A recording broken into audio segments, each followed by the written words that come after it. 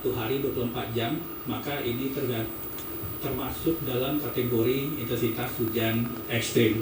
Nah, inilah yang kemudian mengakibatkan hampir 52 kabupaten kota terdampak di 3 provinsi yang datanya kemudian kalau kita lihat dari catatan sejarah 6 tahun terakhir curah hujan ekstrim yang dimiliki BMKG, ini kita lihat Jakarta 2020 377, 2021 226, kemudian siklon Seroja 4 April 2021 306, dan kita lihat untuk siklon Senyar di Aceh ini adalah catatan intensitas curah hujan paling tinggi yang direkod oleh BMKG dalam 6 tahun terakhir. Ini salah satu faktor pemicu kenapa kemudian kita lihat saat ini dampaknya cukup signifikan.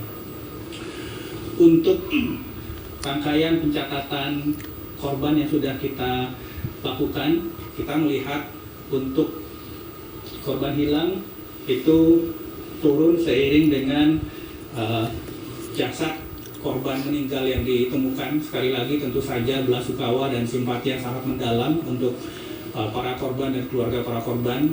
Tidak henti-hentinya kita panjatkan doa. Kemudian untuk pengungsi, kita lihat memang untuk puncak jumlah pengungsi di 3 provinsi itu di sekitar tanggal 7 hingga 10 Desember. Kemudian berjalan dengan upaya pemulihan, pembukaan akses jalan dan seterusnya. Kemudian jumlah pengungsi perlahan menurun dan saat ini jumlah pengungsi ada di 489.864 jiwa. Inilah gambaran kira-kira jumlah jiwa pengungsi saudara-saudara kita yang kemudian nanti akan membutuhkan hunian sementara dan hunian tetap yang saat ini sedang kita pacu dan percepat juga pembangunannya. Ini update per hari ini.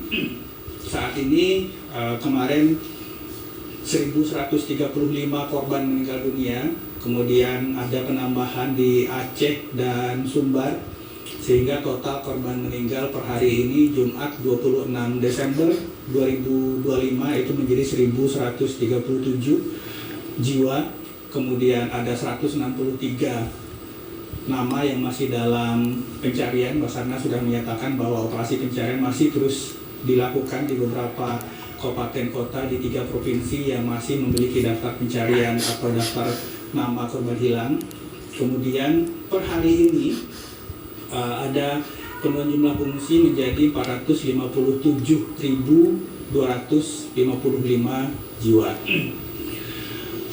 Untuk daerah-daerah yang sudah menyatakan pergeseran dari status tanggap darurat ke transisi darurat, kami jelaskan sekali lagi bahwa pada saat tanggap darurat ada 5 aspek krusial yang menjadi prioritas penanganan. Pertama, pencarian pertolongan, kemudian pemenuhan kebutuhan logistik dasar permakanan dan non-permakanan, pembukaan akses jalan, ini sangat krusial, kemudian pemulihan sektor komunikasi, dan lain pemulihan sektor energi, baik itu listrik, BBM, dan LPG. Tentu saja dalam hal ini termasuk juga dengan pemenuhan kebutuhan air bersih yang saat ini juga terus berjalan untuk dipercepat pemulihannya.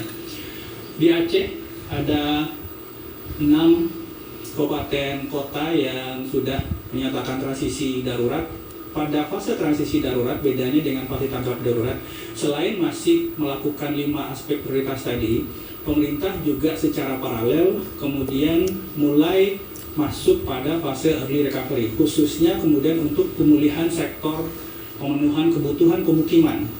Jadi untuk Utara dan Buntap ini sudah mulai dikerjakan dan dipastikan siapa jumlah penerima. Ini akan menentukan nantinya berapa jumlah unit yang akan dibangun di setiap kabupaten kota. Aceh ada 6 kabupaten kota yang menyatakan transisi darurat, kemudian Sumatera Utara ada 10 kabupaten dan Sumatera Barat ada 5 kabupaten kota dan saat ini masih dalam proses pengesahan SK di 3 kabupaten kota. Berikutnya untuk progres pemulihan sektor darat. Ini merupakan salah satu aspek prioritas dalam tanggap darurat. Ini data dari PUPR untuk perbaikan ruas jalan. Aceh, 33 dari 34 titik ruas jalan nasional yang rusak itu sudah diperbaiki atau 86,84%. Sumatera Utara, 11 dari 12 titik ruas jalan nasional yang rusak itu sudah bisa dilewati atau 91%.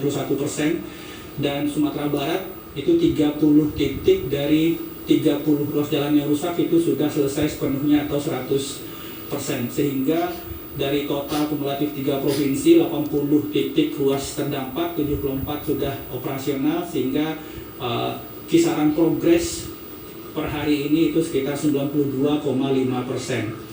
Untuk jembatan, Aceh 9 dari 16 jembatan itu sudah selesai dikerjakan, 56%. Sumatera Utara dan Sumatera Barat masing-masing itu sudah selesai 4 titik di Sumatera Utara dan 30 titik di Sumatera Barat, sehingga overall proses untuk pemulihan jembatan nasional itu sekitar 78,7%. Target dari Kementerian PU kemarin sudah disampaikan bahwa diharapkan 30 Desember ini untuk jalan dan jembatan itu sudah fungsional dan operasional semua. Berikutnya untuk logistik, dalam 1 bulan terakhir Posko Halim yang menerima donasi dari Kementerian Lembaga.